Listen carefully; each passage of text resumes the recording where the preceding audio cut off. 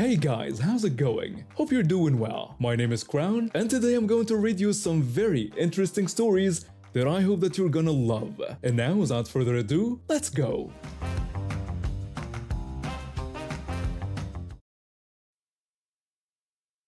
I'm a single parent, raising my teenage son on my own. A few years back, I was in a car accident that left me with chronic pain and mobility issues. Some days are better than others, but I've learned to adapt and keep pushing forward for my kids' sake. Living in southern Arizona, the heat can be unbearable, especially when you're dealing with constant pain. That's why I'm grateful for my disability parking license plates. They allow me to park closer to store entrances, which makes a world of difference on bad days. So last night was one of those bad days.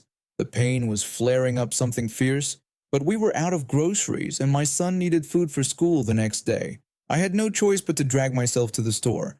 I managed to find a parking spot close to the entrance. It wasn't a handicap space, but it was right next to one, bordering the access aisle. As I slowly made my way through the aisle, leaning heavily on my cane, I heard the sound of an engine revving behind me. Before I could react, I felt something hit my back. A car was actually pushing into me. I stumbled forward, pain shooting through my body. The woman in the car yelled at me to get out of her way, saying she needed to park. I shouted back, explaining that this wasn't a parking spot but a handicap access aisle. The woman, who I'll call Karen, backed up slightly and then got out of her white Lexus. She stormed towards me, her face red with anger. Karen angrily demanded that I move my car, accusing me of blocking her parking spot. I told her that she had just hit me with her car, which was assault, and that I was going to call the police. Karen threatened to tell the police that I had assaulted her. At this point, I'd had enough. I pulled out my phone and started recording. I asked Karen if she wanted to repeat her threat for the camera, suggesting that people online would love to see this. Karen mockingly called me the parking lot police and made a ridiculous siren noise before stomping off into the store, leaving her car blocking the van parked in the actual handicap spot. A few minutes later, an elderly man in a mobility scooter came out of the store. He only had one leg and was clearly struggling to get to his van. He asked me if I knew whose car was blocking his vehicle. I explained the situation to him, and we were soon joined by a store employee. As they tried to figure out what to do, I called the police to report the incident. That's when Karen came back out of the store. Instead of apologizing or moving her car, she started mocking the elderly man. She cruelly suggested that if he couldn't take care of himself, he shouldn't be out in public. She then turned to me, hurling more insults before getting in her car and leaning on the horn. The store employee managed to help the elderly man load his groceries and squeeze out of the spot. Karen then peeled out of the aisle, nearly hitting me again as she left. I asked the police dispatcher if they had heard everything that happened. The dispatcher confirmed they had, but explained that no officers were available at the moment. They assured me that the call had been recorded and that they would contact me later in the week to get the video evidence. I finally made it into the store, my body aching more than ever. As I grabbed a cart to lean on, I saw Karen driving by the storefront. She pretended to swerve towards me, honking her horn before speeding off. The whole incident left me shaken, but also determined. I may be disabled, but I'm not helpless. I made sure to follow up with the police and provided them with the video evidence. It turns out that blocking a handicap access aisle carries a hefty fine in our area, over $500. A week later, I received a call from the police department. They informed me that thanks to my video and the recorded call, they were able to identify Karen and issue her multiple citations. Not only did she get fined for blocking the access aisle, but she also faced charges for reckless driving and assault with a vehicle. The officer told me that Karen tried to argue her way out of it, but when faced with the evidence, she had no choice but to accept the consequences. He also mentioned that they would be keeping an eye on her in the future, as this wasn't her first offense. It's people like Karen who make life harder for those of us with disabilities, and it's important to hold them accountable. Let me take you back a few years to when I was working in the legal department of a huge national retail chain. We're talking over 1,000 stores across the country. My job? Handling customer complaints that got escalated to the point where folks started throwing around legal threats. It was one day when I got a call about a customer who was threatening to sue us over a rewards program mishap. Our customer service team had already tried to handle it, but this woman wasn't having it. She'd left me a voicemail that was dripping with entitlement and barely veiled threats. I sighed, wiped the sweat from my brow, and started digging into the case. Turns out this lady, let's call her Karen because, well, if the shoe fits, had made a big back-to-school shopping trip for her kids. She'd spent enough to qualify for one of our reward coupons, but it never showed up in her mailbox. I checked our system and spotted the issue right away. We had an old address on file for her rewards account. No biggie, right? People move all the time. I figured I'd give her a call, update the address, and send out the coupon with a little something extra for the inconvenience.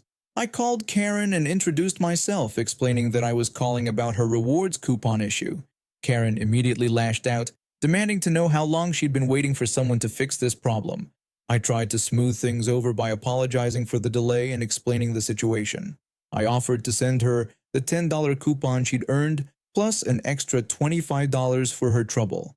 Karen angrily insisted that we should have known her address had changed and demanded $1,000 in cash, threatening to sue if we didn't comply.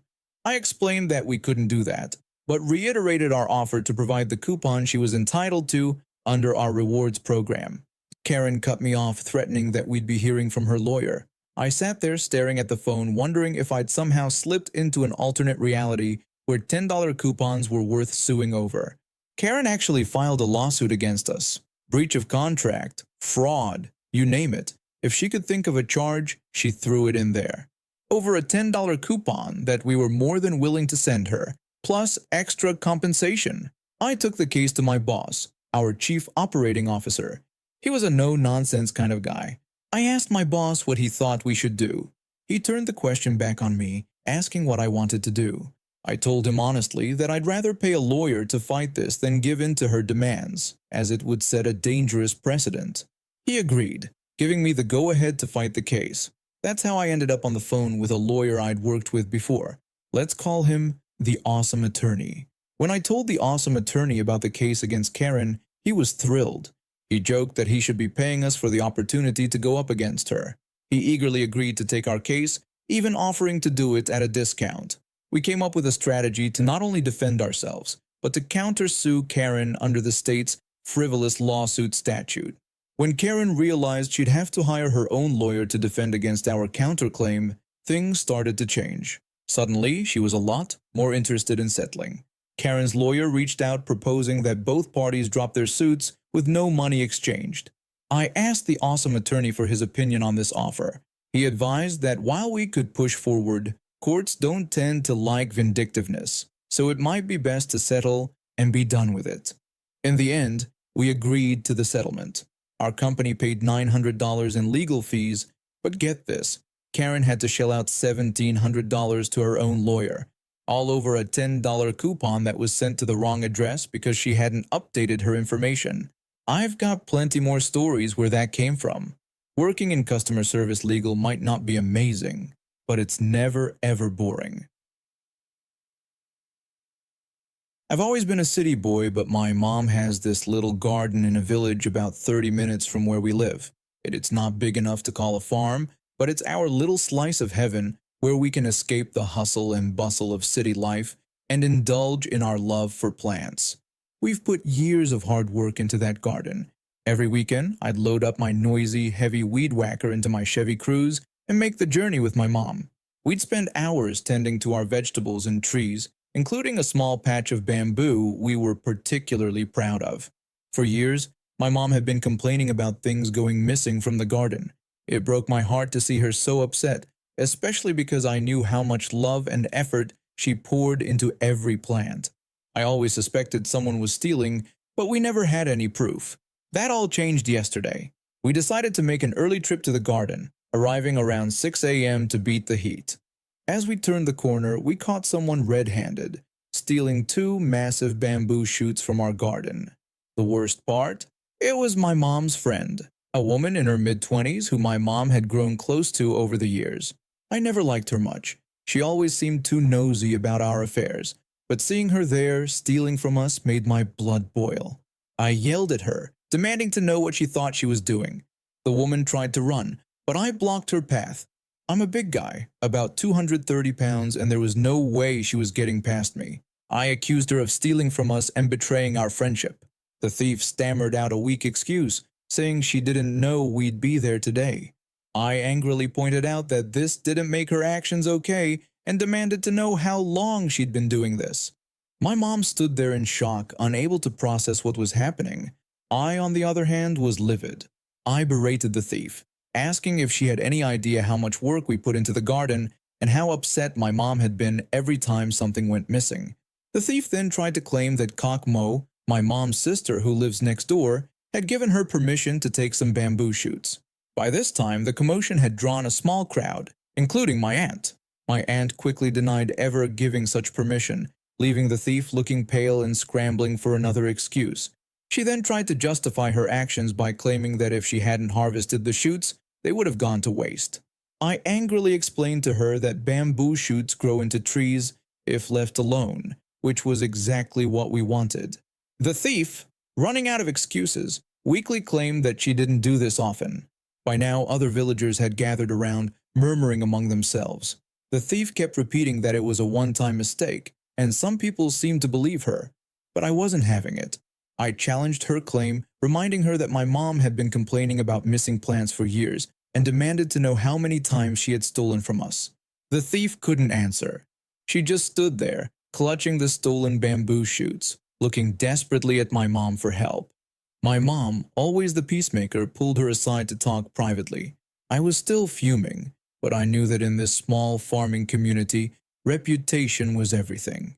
The damage was already done.